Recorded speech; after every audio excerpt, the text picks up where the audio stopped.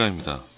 이번 시간은 지난 시간에 이어서 디자인 관련 내용으로 여러분들께 설명드리려고 합니다. 지난 시간에는 상품 기획에 대해서 설명을 드렸고요. 이번 시간은 제품 개발 중 디자인 관련해서 좀 더 자세한 사항을 말씀드리겠습니다. 디자인 종류는 일반적으로 건축 디자인, 실내 인테리어 디자인, 가구 디자인 등 여러 디자인이 있지만 제가 설명드리려고 하는 디자인은 그 중에도 제품을 양산하기 위한 디자인 내용을 설명드리려고 합니다. 총 4가지의 디자인 영역이 있는데 크게는 제품 디자인과 시각 디자인으로 나뉩니다. 실제로 B, C, D는 디자인 영역입니다.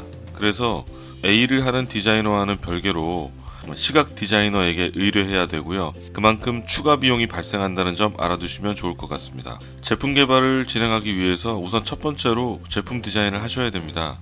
컨셉 디자인과 실장 검토, 그러니까 실제로 부품이 들어갔을 때 실제 사이즈와 동일한 리얼 디자인을 하셔야 됩니다.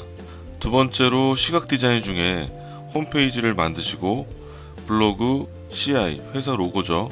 그 다음 BI, 제품 로고를 디자인해야 됩니다. 세 번째로 UI, UX 디자인을 하셔야 됩니다. 뒤에서 설명을 드리겠지만 특히 UX는 제품 디자인 영역에서 다루게 됩니다. 뒤에서 좀 더 자세하게 다루도록 하겠습니다. C의 경우에는 디자이너가 검토해야 되는 사항인데 제품 디자인을 할 때 주로 적용하게 됩니다. 마지막으로 패키지 디자인이 있으며 주로 제품 포장이나 상품 페이지를 준비할 때 사용합니다. 여기서 시제품 단계까지는 A 제품 디자인을 먼저 하시고 나머지 B, C, D에 관련된 디자인은 양산을 하시면서 준비를 하면 됩니다. 뒤에서 내용을 하나씩 자세하게 설명드리겠습니다.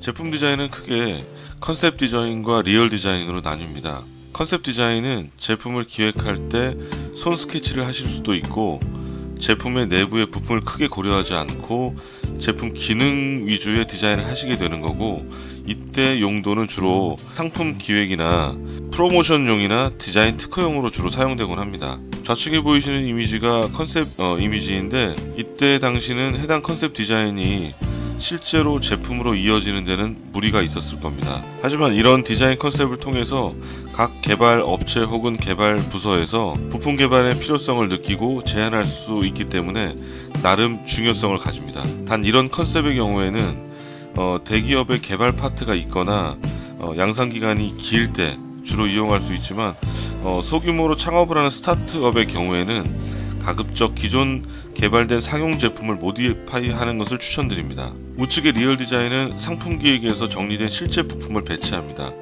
이것을 실장 검토라고 하는데 실제 부품을 내부에서 설계하고 디자인하고 나중에 실제로 제품을 제작할 때 실제 사이즈하고 동일하게 제작할 수 있습니다. 이 단계에서 디자이너와 기구 엔지니어, 하드웨어 엔지니어 협업이 필요합니다. 하드웨어 엔지니어는 부품 스펙을 기구 엔지니어에게 전달하고 기구 엔지니어는 부품 도면을 2D 혹은 3D 도면화를 해서 디자이너한테 제안을 합니다. 그러면 그 데이터를 바탕으로 디자인은 실제 최종 제품과 동일한 사이즈의 기능이 들어간 제품 디자인의 디테일로 작업을 하게 됩니다. 그 작업 후에는 디자이너는 렌더링을 준비해서 디자인 리뷰 시 결정권자에게 제안할 수 있도록 합니다. 그러면 창업자는 해당 디자인 수정을 요청하거나 결정을 하게 됩니다. 이때 보통 시안의 수와 난이도에 따라서 디자인 비용이 책정되고 기간은 약 2에서 3주 이상 소요됩니다. 두 번째로 홈페이지 디자인을 하시고 혹은 각종 SNS 중 인스타그램, 페이스북, 유튜브를 할 수 있게끔 준비를 합니다. 홍보 목적으로 준비가 필요할 수 있겠습니다. 그리고 회사를 창업하는 상황이라면은 회사의 CI를 준비하시고 이를 준비하면서 BI를 고려해 볼 수 있겠습니다. 이때 팁을 드리자면 기업이 큰 기업의 경우에는 자금 여유가 있기 때문에 CI하고 BI를 적정한 비용을 들여서 하시면 되는데 소규모 창업을 하시는 경우에는 이런 비용이 좀 부담이 될 수 있기 때문에 창업자가 원하는 디자인을 손으로 그려서 제안해 주시면 그 디자이너가 그거를 바탕으로 스케치를 할 수 있기 때문에 디자인 비용이 줄어들거나 혹은 서비스로 디자인 작업을 할 수도 있습니다. 이 점 참고해 주시기 바랍니다. 세 번째는 주로 디자이너가 담당하는 부분이긴 하는데 창업을 준비하시는 분도 참고로 알아두시면 좋은 내용입니다. UI의 경우에는 유저 인터페이스 부분입니다. 이해하기 쉽게 아이콘을 예로 들 수 있습니다. 아이콘의 모양을 직관적으로 기능을 알 수 있게 하는 것이 무엇보다 중요합니다. 또한 컬러를 지정해서 기능을 학습할 수도 있습니다. 예를 들어서 빨간 아이콘을 사용하면 주의해야 되는구나 하는 기능 정도라고 미루어 짐작할 수 있게 합니다. 좌측의 경우에도 스마트폰의 UI라면 버튼의 크기, 이런 버튼의 크기는 주로 손가락을 사용하니까 가로 세로 10mm를 이용하는 것이 UX적인 측면으로 정해지는 경우입니다. 우측의 UX를 설명한 디자인을 보시면 원래 보통의 디자인의 경우에는 제일 좌측에 있는 것 같이 세워져 있는 것들이 일반적인데 위에 뚜껑이 달려있고 기본적인 모양이죠. 이런 모양이 기본적인데 이제 UX적인 측면에서 디자인을 변경한다고 하면 이런 경우에는 주로 이제 액상이 점성이 있어서 많이 사용하면 이제 하단에 있는 내용물을 꺼내기가 어려울 수 있습니다. 그래서 사용성을 고려해서 경험적인 UX적인 측면에서 새로 디자인이 필요하게 되고 발상의 전환으로 위에 있던 뚜껑을 하단으로 내려서 내용물을 쉽게 꺼낼 수 있는 경우로 디자인을 한 경우입니다.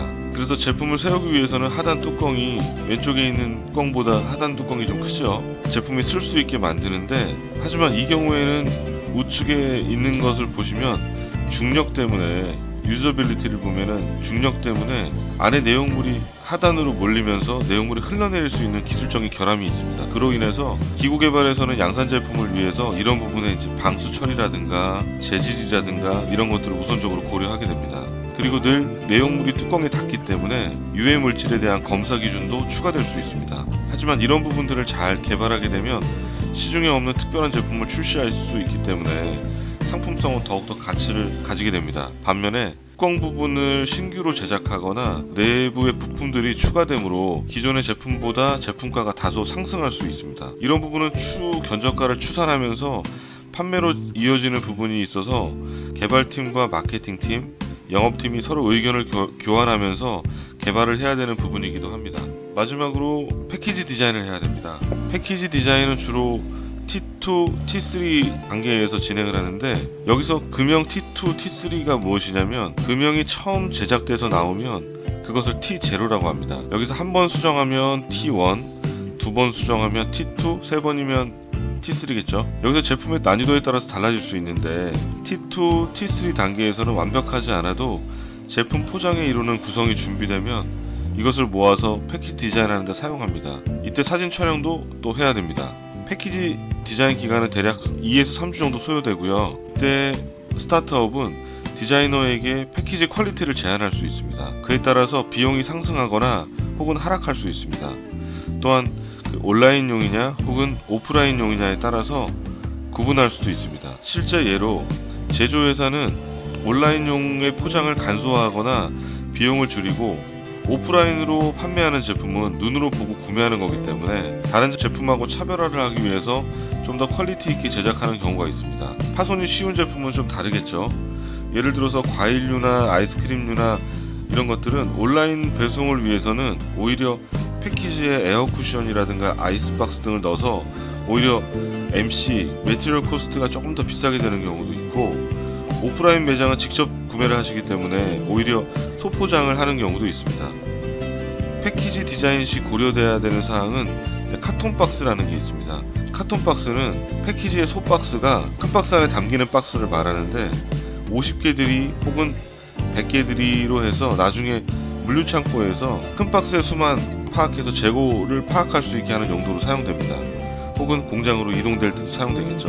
B2B의 경우에는 이제 카톤 박스를 필수로 제작을 해야 되는 경우도 있고 공장에서 패키지까지 조립 후 공장에서 준비된 박스를 이용하는 경우에는 박스의 규격이 맞지 않아서 적재에 문제가 생길 수 있으니까 필히 만들어야 됩니다. 또한 수출을 계획하신다면은 40피트 컨테이너에 꽉 차게 할 필요가 있어서 카톤 박스 사이즈를 정하시고 그거에 맞는 효율적인 패키지 박스를 정할 수도 있습니다.